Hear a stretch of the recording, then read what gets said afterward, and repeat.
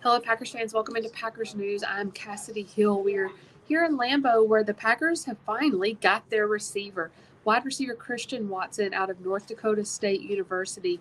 They had to trade up to get him. We knew that there was always a possibility that they would trade up. We knew that they even wanted to trade up. Coming into today, there were rumors that they had tried to trade up into the first round last night with the Minnesota Vikings. The Minnesota Vikings were not acquiescing at that point, but then they did today.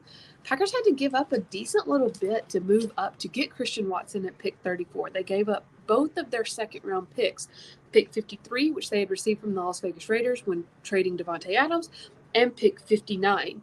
So the Packers have no more second-round picks today, but they were able to hold on to their third-round pick, pick 92, which as of now they still have. Of course, they could trade up with that as well. They have several picks for tomorrow that they could also use, but went up to pick 34, as we said, to get North Dakota State wide receiver Christian Watson. What's kind of cool about Christian Watson is that he is technically a legacy Packers pick. His father, Tim Watson, a DB, played about 5 years in the NFL, was drafted by the Green Bay Packers in 1993. Now, he was cut before the season began.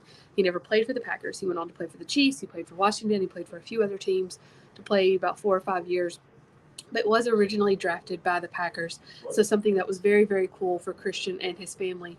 Christian grew up in Tampa, Florida. He went to Plant High School, which produces lots of talent across the board, including current MLB star Pete Alonso. Now, if you have any questions, go ahead and drop them in the comments. We've got a few minutes here to kind of discuss this pick. I'm seeing lots of comments from different people. Let's see. Matt said, great pick. Frank David, solid pick, wide receiver. Mark, awesome pick.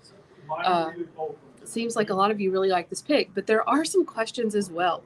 Levi says, Watson worries me. Can he play against NFL competition? That is a legitimate concern. He played at North Dakota State, as we said, which has won 9 FCS national championships in the past 11 years, but that is at the FCS level. So this is not even, we're not even talking about a small Division I school. This is Division III. Does that translate to the NFL?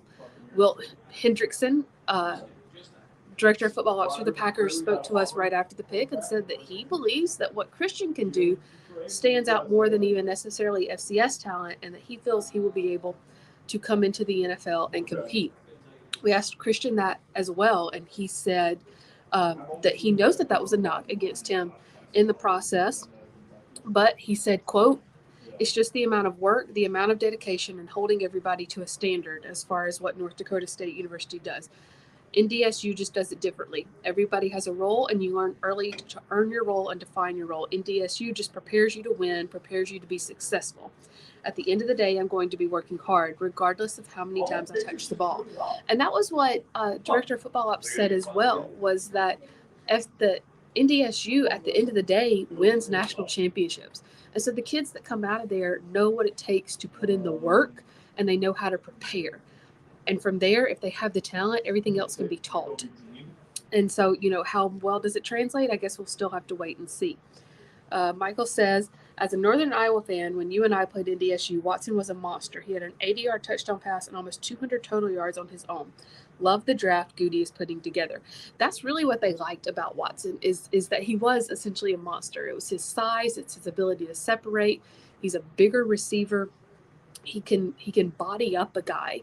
He spent years bodying up his dad. He said that, I asked him about, growing up with a father who was an NFL DB, and he said we were always in the yard. We always had a football in our hand, and we were nothing but competitors. And, his dad made sure that he grew up knowing how to fight someone off and how to get downfield on his route.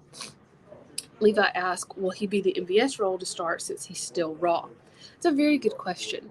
There was a lot of talk about his ability or lack of thereof to get off the line of scrimmage. And if that is going to be a concern, once they get him in here, put him against NFL corners and get him into practice and let him practice against Eric Stokes and Jair Alexander. If that's a concern, then yes, he very well could be playing the MVS role instead of that Davante Adams role. Now, he did say that he spent a lot of time in his life watching Davante Adams and Aaron Rodgers. I asked him, how much of your game do you model after that? And he said, you basically have no choice but to model your game after Davante Adams if you want to be a wide receiver in the NFL. But he said more than anything, he wants to get in here and just start working with Aaron Rodgers and develop that chemistry, develop that camaraderie to where he can learn from him. Now, Aaron Rodgers infamously will not be at a lot of the off-season workouts, but he will be here for mini camp, which will be in middle of May. He said that last night. Let's see. Dan said the picks are shaping up. Go Pack. They've addressed their need at receiver, at least one. I think they could take one more. George Pickens still is on the board. And then they really amped up that run defense. It's going to be one of the nastiest run defenses probably in the NFC. Zach says, I like the player, but I would have stayed at 53 and 59. Not many wide receivers have been drafted in round 2. That was, I think, the biggest shock. Was not even so much that they drafted Christian Watson, but was that they gave up that much and moved up. Let's see, I'm thinking 18 picks. I'm trying to do the math in my head. 17, a lot. They moved up a lot to go after Christian Watson. Was he really not going to make it out of the 30s? Is that what Brian Gutekunst was thinking? But with the run on receivers yesterday, there's not a ton left. And so, you get 1, 2 wide receiver needy teams, and everybody else that you need is off the board. And they really, really liked Christian Watson. They brought him in for a visit. They went to his pro day. They talked to him at the combine. They spent a lot of time with him at the Senior Bowl. This is someone that's been on their radar for months now. And, with not many wide receivers left on the board, they could have very well been worried that someone else was going to snatch him up. And that's someone that they've had their eye on for this second round for a while. 21 spots. Thank you, Levi, for doing the math for me. I was trying to do that in my head. Jason said, I was just as surprised trading both picks to the Vikings at that, something that is rare within a division. As we said, we've heard rumors that they tried to trade with the Vikings last night and move into the end of round 1 to get him there at pick 31, I believe it was, pick 30, 31. And the Vikings said no, because they knew that the Packers were coming up for a wide receiver and they weren't going to trade away their first round pick for their division rival to come up and get a huge position of need. Of course, their story changed today, and they were willing to do that for both of the Packers' second-round picks. Again, pick 53 and 59 is what the Packers gave up to move up. Cindy says, great pick, top talent, and not having to pay first-round money. As we said, we knew that they would have been willing to pay first-round money by the end of last night, but yes, that does save him a lot. Jason says, I can see him being used in the backfield just as when Cobb first came into the league.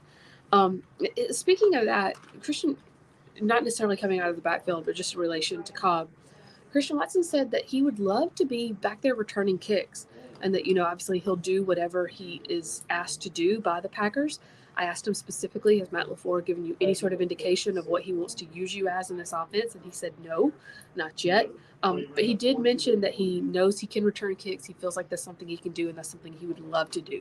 That is clearly a need for the Packers, and if that's the case, it almost makes a little more sense that they would trade up to get him, because you're not only getting a dynamic receiver, you're getting a returner, which is a huge, huge position of need for this team. Levi says, David Bell, round 3, I'm still hoping. I don't care about the 4-6 he murdered Iowa every year. They do still have that round 3 pick, like we said, at 92. So we could see someone else coming in then, because we'll have to keep an eye on David Bell. And Eric asked, does he have drop issues? Again, Director of Football Ops Henderson was asked that more than once, and he said that any drops they saw on tape were not enough to be a concern, that they were essentially one-offs. I don't know how many one-offs you can have before it becomes a pattern, but that when they asked NDSU coaches about that, they said that Watson is on the field every day on the jugs machine, working on that, on his catch ability, and he wouldn't call it a drop problem, but his catch ability. He said that everything that they have heard and seen of the work Watson has put in has essentially negated that concern. When he gets here into camp, we'll see if it really is the case. Apparently another Baylor wide receiver went. And then Jason asked, have you heard of any rumor mill surrounding trading for a veteran player with any other teams giving up future draft picks? Whenever that is brought up, people are pretty tight-lipped about it, but it would almost seem that would have to be the case, especially when you see what teams like the Cardinals and the Eagles did yesterday with Hollywood Brown and A.J. Brown.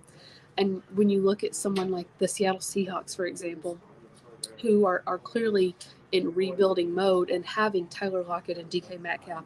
However, that being said, Seattle is basically going after defense today. And so they're not looking to necessarily replace or rebuild any sort of offensive players, it doesn't seem like, at least to this point. Michael Thomas was on the radar, according to Corey. I'm sure he's happy where he's at now with his former Ohio State teammates. Well, I'm going to get back upstairs just in case the Packers do trade back into the second round, as we have now seen that is clearly a possibility. Thank you so much, guys, for joining us. We will be doing this again at the end of the night, hopefully, if it is not too late. If it is too late, we will be doing another one tomorrow before day 3 starts. Thanks so much, guys.